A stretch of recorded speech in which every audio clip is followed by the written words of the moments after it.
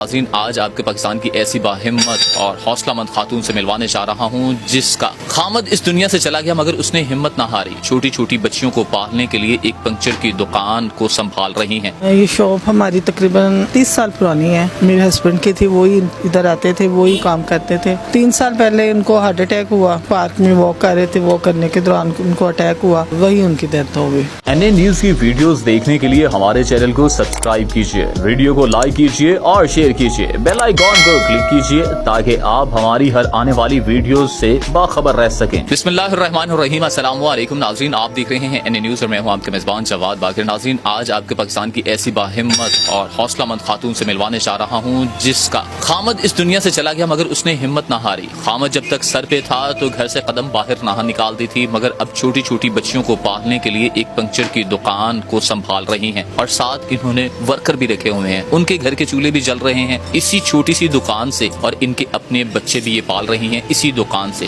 ये बाहिम्मत खातून की कहानी सुनवाते हैं आपको आज इन्हीं की जुबानी। सबसे पहले मुझे ये बताएं कि कब से आप शॉप पे आ रही हैं और ये तमाम इसका देख रही हैं शॉप को, और क्या वजह बन गई? मैं 3 साल से आ रही हूँ। ये शॉप हमारी तकरीबन 30 साल पुरानी है। मेरे हस्बैंड की थी, वही इधर आते थे, वही काम करते थे। 3 साल पहले उनको हार्ट अटैक हुआ। पार्क में वॉक कर रहे थे, वॉक करने के दौरान उनको अटैक हुआ और वही उनकी डेथ हो गई। अब बच्चियाँ छोटी थी, घर में कमाने वाला कोई नहीं था और जब इनकी डेथ हुई तब तो एकदम यानी ये था कि मेरी तो दुनिया उजड़ गई, क्योंकि हमारे पास इनके अलावा कोई सहारा ही नहीं था। लेकिन ये था कि इद्दत के दरमियान ही मुझे अल्लाह ताला ने हिम्मत दी। कुछ बच्चों को मैंने देखा, बच्चियों को देखा कि वो, मुझे पता था कि मैं अगर कोई स्टैंड ना लूँगी, हिम्मत नहीं करूँगी तो मेरे बच्चों को पालने वाला कोई नहीं है, क्योंकि कोई भी किसी की मदद नहीं करता। बहन है, भाई है, माँ है, बाप है, वो जो भी है वो करते ज़रूर हैं लेकिन उस हद तक नहीं करते जब तक जो माँ बाप कर लेते हैं अपने बच्चों के लिए। तो फिर मैंने यही कहा कि सोचा कि ज़ाहिर औरतें दुनिया में अब सारी, आपको पता ही है कि जॉब करती हैं, बाहर निकलती हैं, काम कर रही है, मर्द के साना बिछाना चल रही हैं। तो मैंने यही सोचा कि मैं अपनी ही शॉप जो है, मेरे हस्बैंड की दुकान है, शॉप है, इसको मैं खुद क्यों ना संभालूं। तो फिर यही सोच के मैं घर से निकली, आई इधर बैठी। लेकिन वो जो शुरू के 6 माह थे ना, वो बड़े यानी कि मेरे लिए थे मुश्किल। रोना और सोच में कि ये मैं किस जगह आ गई, क्या हुआ है। लेकिन फिर भी मैंने हिम्मत नहीं हारी। 6 माह तक यानी कि अपने आप को संभाला और शॉप पे बैठी और माशाल्लाह आज वही शॉप है, आज वही कस्टमर है। यहाँ के इलाके के इर्द गिर्द आके मुझे जानते हैं और मेरे से ही आके इस्लाम दुआ भी लेते हैं, काम भी करवाते हैं। बच्चे हैं मेरे पास, काम करते हैं, लेकिन शुक्र अल्हम्दुलिल्लाह। अच्छा, जब आपके हस्बैंड चले गए इस दुनिया से, आप बता रहे हैं कि छोटी छोटी बच्चियाँ हैं, उनको पालना, उनकी शादियाँ, उनकी पढ़ाई, तालीम, घर का खर्च, 100 तरह के मामलात होते हैं। तो अब भी उनकी जहन में सोच आए तो क्या ख्याल आता है? अब तो मुझे पता है कि मैंने ही करना है, तो थोड़ा सा अगर कभी मैं नर्वस हो जाऊँ या अपने आप का दिल छोड़ दूँ, फिर एक दफ़ा जब बच्चियों की तरफ देखती हूँ ना, फिर हिम्मत करती हूँ।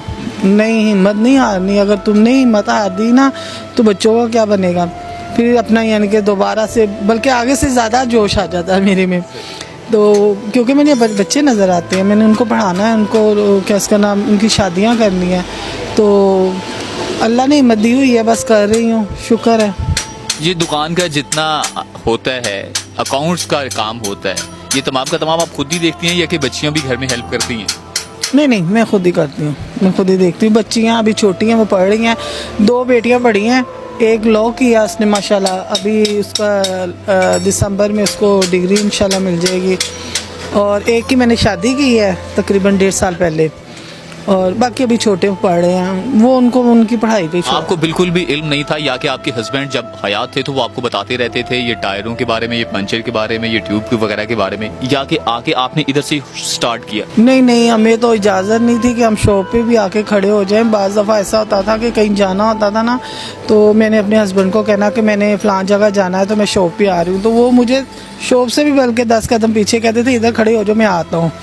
शॉप पे यानी कि बहुत कम आए हैं और टायर शायर का तो मुझे बिल्कुल ही इल्म नहीं था। लेकिन जब मैं इधर आई हूँ ना, तो ये लड़के काम करते होते थे, मैं देखती थी ये क्या कर रहे हैं, कैसे कर रहे हैं, बिल्कुल समझ से बाहर था।